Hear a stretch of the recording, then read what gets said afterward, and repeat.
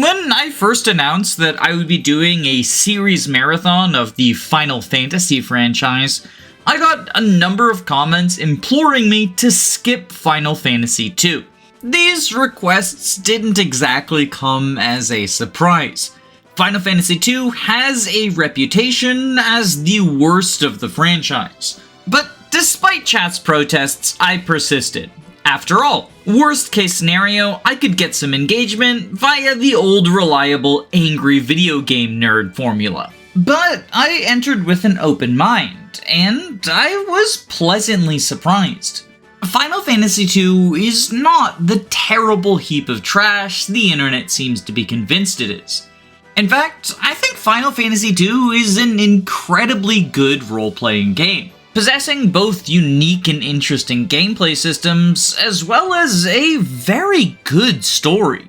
Don't get me wrong, there are some aspects of the game I don't like. Predominantly, the dungeon design is pretty frustrating to me, especially in the late game, and the final boss was kind of horseshit. But overall, I had a great time with Final Fantasy II. And it made me wonder how much of the anti-FF2 propaganda comes from people who just heard it was bad and never gave it a shot for themselves. Either that, or people who were turned off by the non-traditional leveling mechanics, especially in older versions of the game where they are not tutorialized. Because something in the particle effects or overworld graphics in NES games gives me migraines, I ended up playing on the Pixel Remaster. And here, there were a number of old men whose purpose was to serve as the tutorial for all of FF2's new mechanics. The most basic of which is the larger number of weapons to choose from.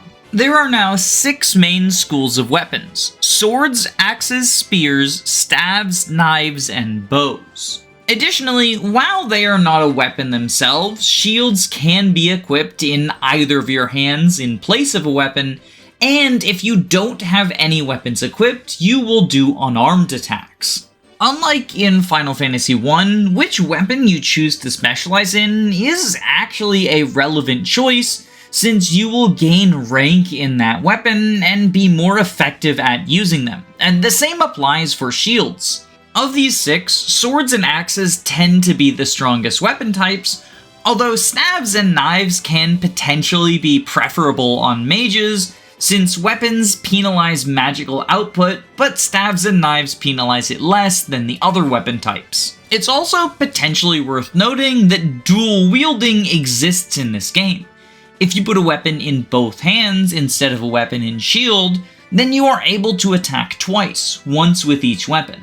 Although that only applies to the remakes because the NES version was bugged such that even though you attack with both weapons, the damage calculation only applies to the first one, so the second one is ineffective and just wastes your time with an useless animation. The only weapon type that cannot be dual-wielded is bows, since they are considered a two-handed weapon, and thusly you can't even use them with a shield. This kind of makes bows feel like the weakest weapon type, since in addition to this penalty, their stats are really not all that good as compared to their peers. But bows do have a special attribute working in their favor. They are capable of attacking from the back line fully unhindered, which is not true of any of the other weapon types. This segues nicely into the newly introduced row system, wherein you can assign your party members to either be in the front row or back row. For characters in the front row, all damage formulas are treated as normal, but anyone standing in the back row is offered extra protection at the cost of decreased damage output, which works differently depending on the version of the game. In the original NES, anyone in the back row was unable to attack with anything other than bows or magic. But as an upside, until everyone in the front row was knocked out, back row characters could not be targeted by enemies' physical attacks. However, they were still vulnerable to bows and magic themselves. In remakes, including the version that I played, the penalties and benefits were a little bit less extreme. Instead of being completely incapable of attacking with anything aside from bows and magic, backline characters had their damage cut in half, with the exception, of course, of bows and magic. But as a trade-off, instead of being immune to all incoming physical damage, they were instead protected from 50% of it. And a similar softening of penalties occurred when it comes to unarmed damage, because on the Nintendo Entertainment System, you were incapable of landing unarmed attacks if you had a shield equipped. But in all of the remakes, instead, equipping a shield just cuts your unarmed damage in half. I'm kind of mixed on this change for the remakes. It seems like an unnecessary softening of these systems, and in my opinion, mostly just serves to buff spellcasters, as they are the ones that are most frequently taking advantage of the backline or dual shields. For the most part, a unit who is specializing in magic doesn't really want to use their melee attacks anyway, as they will almost always be more useful clicking a spell. But this change makes it so they can still deal somewhat decent damage on turns where you are conserving mana. Although, speaking of spellcasters, let's talk about Final Fantasy II's magic system. All of your party members are capable of using magic in Final Fantasy II, although they first must learn magic spells. This can be done by reading tomes, which are consumable items that you can either purchase from a magic shop, find in treasure chests, or get dropped by enemies. Once a character learns a spell, it is permanently added to their spell list, although each character can only have 12 spells on their list. So far, not anything particularly mind-blowing, but the real cool stuff comes as you use the same spell repeatedly. You see, in Final Fantasy I, and presumably other Final Fantasy games, each school of magic has multiple spells that scale upwards. You get Fire, and then Fyara, and then Fyaga, and then some ultimate Fireball Meteor spell. In Final Fantasy II, however, there is only one fire spell, Fire. However, when you first learn it, it is Fire 1. And just like using weapons levels your proficiency with them, casting the same spell will level your proficiency in that spell. So if you cast Fire often enough, you will get Fire 2, then Fire 3, Fire 4, etc, etc. All of these spells are single target, however you can cast a multi-target version, either hitting your entire party or the enemy's entire party, but they have a reduced effect if you do the AoE version. So if you cure your entire party, it's going to heal for less than if you targeted a single individual.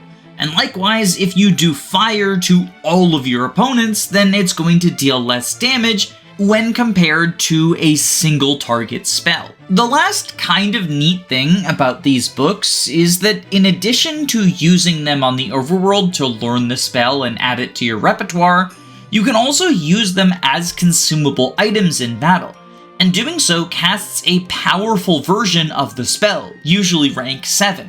Functionally, this means that any spare copies of tomes you get are still useful, since even if you've already learned the spell on all of the party members you want to have it, you can use them to cast the spell without spending mana and oftentimes at a higher level than what you have learned. And this spell leveling system, alongside the weapon leveling system, are a microcosm of how progression works in Final Fantasy II. You see, famously, Final Fantasy II does not have a leveling system, and this is probably the most frequently cited controversial change made in the sequel. Instead, each of your attributes will go up independently as you use them. I've seen people dismiss this leveling system as inherently flawed, especially by comparing it to the Elder Scrolls games, which have a particularly flawed iteration of this leveling system. Shoutouts to jumping around a bunch to raise your agility in Oblivion. But I think this is an unfair comparison for a couple of reasons. Firstly, one of the big issues with Elder Scrolls is the world has level scaling. So if you spend a bunch of time pickpocketing, buying stuff from the shop, or forging new items at the blacksmith, then you might just find yourself getting jumped by elite enemies despite being no better at combat than you were as a starting character. However, this isn't true of Final Fantasy II. The enemies in the world do not scale based on your level. And so there's no danger to accidentally doing excess grinding other than trivializing some boss fights, but that's something that would happen even with a more traditional leveling system. Not only that, but the ways in which you level up your stats for the most part make sense. There's nothing unintuitive about them. If you want to get better at using axes, then just equip an axe. If you want to be better at casting spells, then cast some spells in combat. The only ones I could see potentially being a stretch are HP and agility. Your max HP goes up as a result of taking damage, and I can see how this might be counterintuitive, but I'll be honest, I think it still makes sense. Since your frontliners are going to take damage more than your backliners, they are going to get tankier, but you want the tanky units in the front line, whereas the frail ones are in the back. So, the units you're training to be tanky are going to get tanky more easily. Not only that, but playing through the game, you're just naturally going to take HP damage, and as a result, your max HP will casually increase over time. If you're still concerned about your HP being too low because you didn't order your party members to punch each other in the dick, then don't worry. Both the GBA and Pixel Remaster remakes made it so that your max HP goes up as you complete the story. As for agility, yeah, that's the weird one. The in-game description is that your agility goes up if you enter the battle with high evasion. And the characters that I sent into battle dual-wielding shields did in fact proc agility more often than those who were using weapons. But no one seems to know the exact formula behind this, especially as it comes to the older versions of the game. So agility can feel like a bit of a crapshoot, and it's a very important stat since it contributes to not only your dodge rate, but also your turn order. Still, just speaking from personal experience, agility went up at a fair enough rate that I wasn't too bothered by it. And that's true for basically every other stat as well. I kinda just started skipping through the stat level up screens after my first hour of gameplay because I realized that they didn't matter all that much to me. I knew what I was specializing my characters in, and as a result, the stats they cared about started to naturally creep up over time. And that's sort of the main upside of this system. Your party members are super customizable. I made Firion into a spell sword with both melee and magical attacks, but not the best in either area. Meanwhile, Maria was a dedicated backline spellcaster.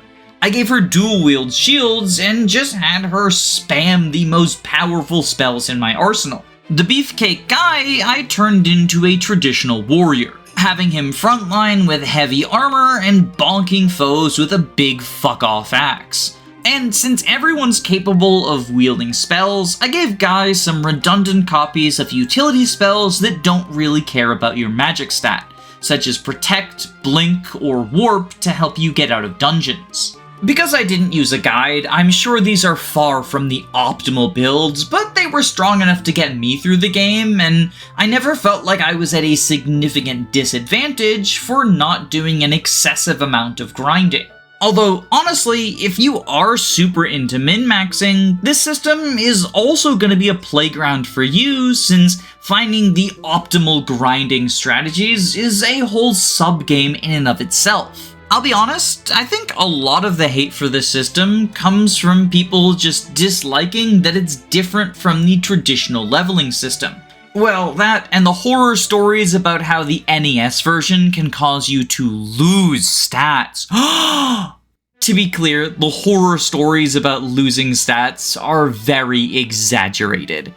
If you use magic too much, your strength will go down, and if you use physical attacks too much, your magic will go down, but the amount in which this happens is fairly negligible. You can still have a hybrid unit on the NES, they'll just be weaker, but that's also true of the remake since you're not hyper-focusing on a single area. And, like, your mage losing strength or your physical fighters losing magic doesn't matter. They're not losing stats that affect their primary job.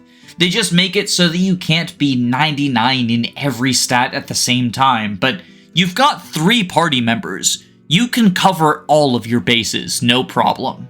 Honestly, this free-form character build system is incredibly impressive, especially when you consider that, once again, this is a Nintendo Entertainment System game. And it's pretty easy to see this free-form stat leveling system as a natural halfway point between the rigid classes of Final Fantasy I and the job system that later Final Fantasy games would have. And if you are terrible at figuring out what build you want to have, Final Fantasy II gives you a couple of suggestions, in the form of guest party members. Because while you have 3 main characters, there are 4 slots in your party, and at various points in the story, different characters will join and leave you, each of whom have different skill sets that are often well suited to the point in the story they join. To give the 2 earliest examples, Min Woo joins very early on and serves as something of a Jagan. He is a white mage with some very high-level spells that you won't access until much later in the game. Although he hasn't learned any damaging spells, so he's mostly going to function as a utility unit, which is a-okay because he buffs all of your dudes and then you get all of the stat gains from murder. Later, Joseph joins the party and he specializes in unarmed combat.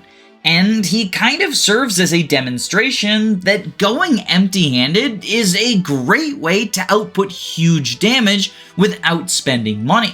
You get several other characters at different points in the story, and sometimes a character will leave and then rejoin later, but I don't want to go too in-depth here to avoid spoilers. It is worth noting that you can still customize the guest party members either by teaching them new spells or by training them in skills that they don't necessarily specialize in. And in my opinion, this is a fine use of resources, because even though they will leave you eventually, letting them be more useful in the 1 to 2 dungeons they join for is going to give you an easier time than hoarding that 500 gil for a cure tome would.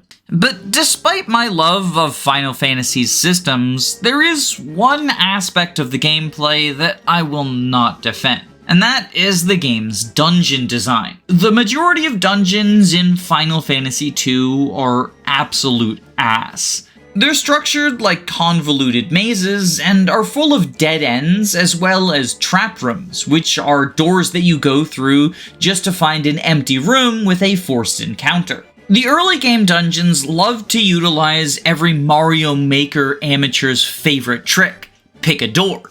You've got 4 doors and only one of them is the path forward, where the other 3 are deadly terrible traps. However, as you get later in the game, it gets even more devious. Now we've got pick-a-door situations, but behind the door is not a simple dead end, but instead multiple floors of progression only to meet a dead end and find out you have to turn around and you should have gone through a different door 3 floors ago. There's a particularly mean segment in the Cyclone, where there is an ending seeming room with 4 different doors, but all 4 of them lead to trap rooms, and the correct solution is, surprise, you went down the wrong hallway 3 floors ago, you gotta turn around, fuck you. And to that I say, no, fuck you, Final Fantasy II, and fuck your absurdly high enemy spawn rates. Once I got into the late game, I was very thankful that I played on the Pixel Remaster. Because while I left encounters on for the majority of dungeons, there were a few instances where my frustration got the best of me and I turned off encounters to go backtrack. And I have no shame in the fact that I looked up a map for the final dungeon, since you need to walk through a fucking invisible wall for progression? Are you kidding me? That's absurd. I still enjoyed myself during combat portions, since there's a sick satisfaction in watching your completed builds decimate the enemies, and I continued pushing myself through the obnoxious dungeons because the story itself was so engaging, but the dungeons themselves are very poorly designed. I don't even think the Final Fantasy I dungeons are particularly good, as many of them also fall into the maze-like structure, but FF2 takes it to a whole other level. And I seriously hope that we start getting better dungeon designs sooner rather than later, because I'm going to tear my hair out if I have to deal with another Picador situation. But RPGs are more than just their gameplay. Story is arguably just as important in this genre. And the story of Final Fantasy II is incredibly good. Not just for an NES game, but also just as a video game story in general. Especially because elements of the story interact with the gameplay in interesting ways. There is an evolving and ever-changing world, which is always impressive, but especially on the Famicom. Rather than the world-shattering adventure of Final Fantasy I, FF2 has a much more grounded and personal story. You control Firion, Maria, and Guy, 3 orphaned children who end up joining a rebellion to fight against the evil Empire. Initially, Hilda, the leader of the rebellion, does not want to let you into her forces, because you are children that don't know anything about combat, and she thinks you'll just be throwing your lives away. But since Maria's brother Leon is missing, you venture back to the conquered capital city of Fynn in order to try and find him. Initially, even just leaving the rebel base is a hassle, as the weak enemies in the overworld are a threat to your equally weak children. But once you make the treacherous journey to the city of Fynn, you find it to be completely occupied by Imperial forces.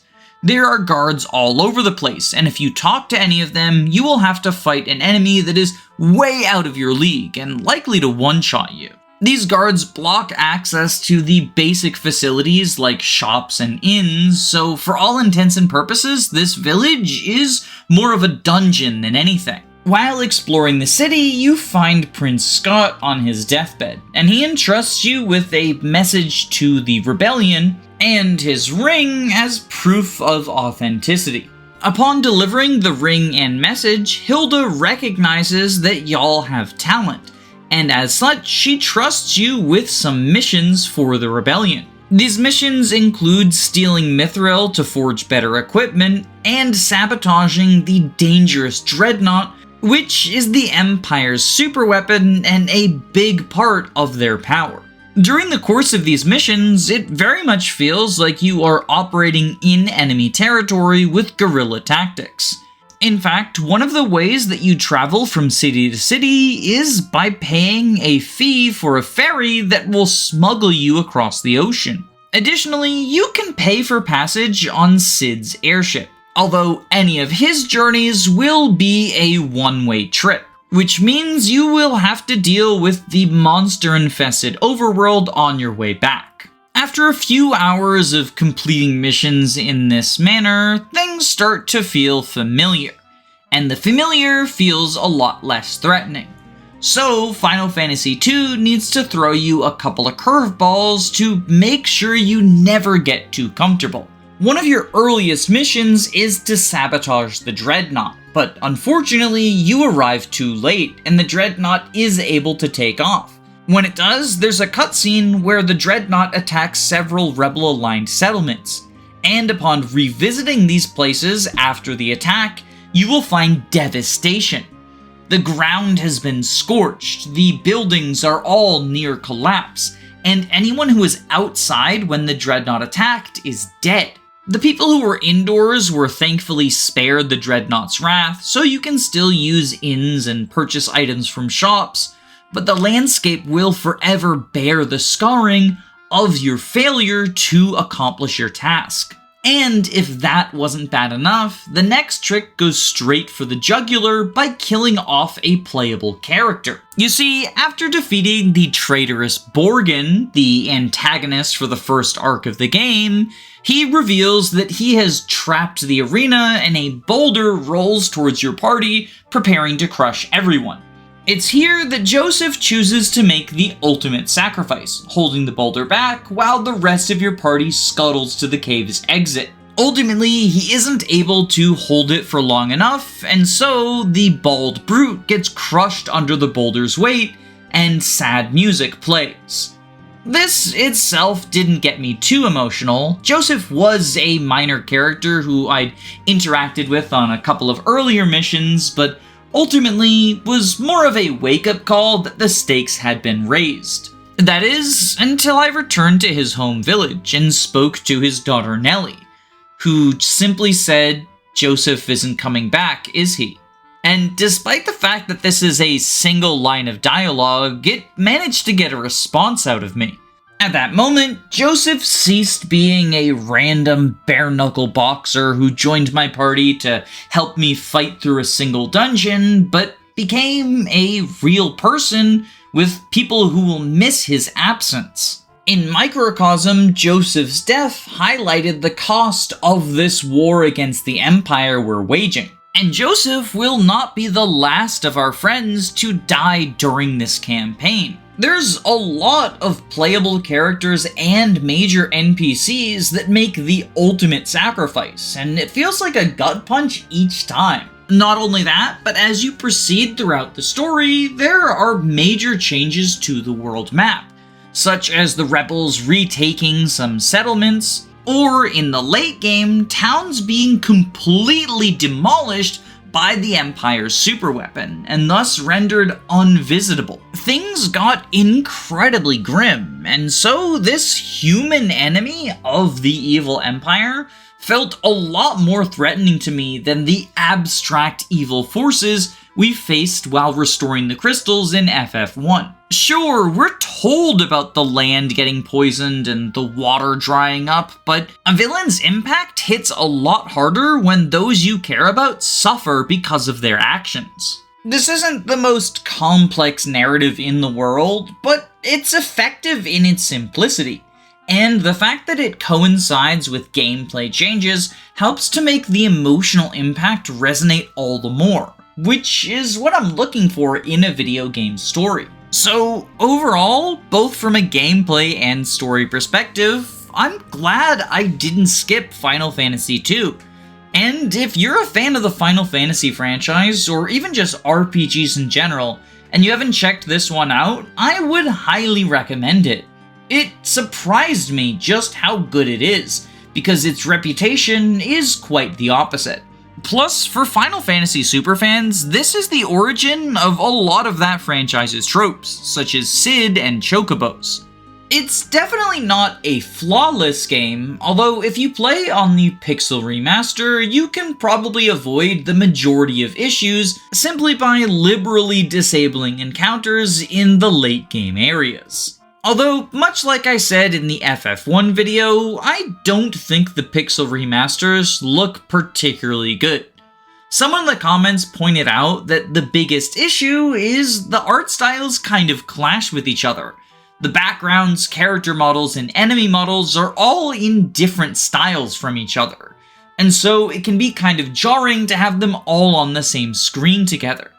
In fairness, I also don't think the NES or GBA versions of FF2 look particularly good, so the Pixel Remaster might be the best looking amongst them just by process of elimination, but it still doesn't look great. And it makes me excited to eventually get to Final Fantasy IV, since I can play that on the SNES without getting the migraines the NES gives me. Seriously, I don't know what's up with that. For some reason, every time I've played a NES game over the past 2 years, I've got really bad migraines. And it's not just the ones with flashing lights, like The Adventure of Link. All of them bother my head for some reason.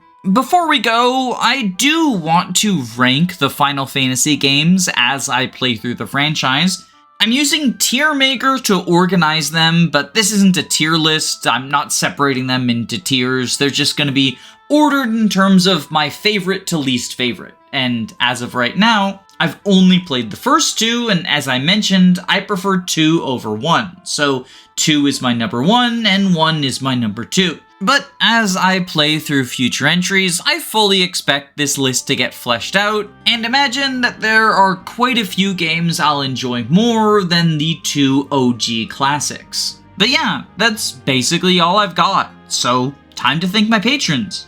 Thank you to Glupshido, Erica Ford, Perg Knight, YLO1, George Grenville the 7th PM, Jamie Collins, Arvis, Crispy Matthews, Floahay, Amy Hazel, Hungry Heart, Lovis Roman, Shinthia, Faulty Videos, Kyle Madison, Derek Williams, Anna Cabana, The Daily Fugel, Faye, Magic Bite, Thoughtful Insanity, Robin Goodfeller, JT Spritter, Ziggy WSB, Dysike, Chris, Root Beer Pants, Queen Elizam, Control Daegis, Roman Cormantic, Knick Knack Hammersmack, Carrier Has Left, Angel Napcaceres, Zanwiff, Not Gino, Flangon, Edward C, Cy Rockin, Cabbage, SUP, Caius Cole, Bree, Punchfighter Champion, Eggman, Maxine the Vampire Queen, Dragonback Lancer, Sardonic Muse, Zero Gamer, EVVVVVVVV, Femtal Illness, Wannabe Cinnabon, Punk Tattoo Guy, Key the Iron Idol, Calamity Callie, Jax McMahon, Saren Gurlixy, Rezi, KH, Andu, Rhea, Gameboo, Carosa, Fyrant, Your Doctor, Frozen Helm, Pat Witt,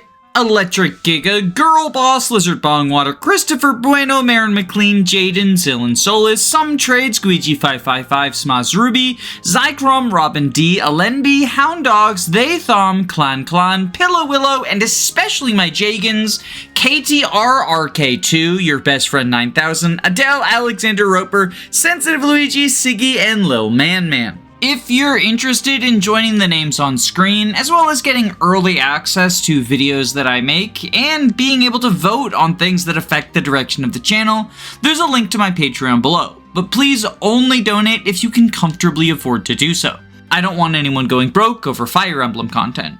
Or, I guess in this case, Final Fantasy content. Same difference. I would also appreciate any likes, subscribes, comments, all the YouTube buttons, but regardless of what you choose to do, I hope you have a wonderful day. Stay safe, gamers.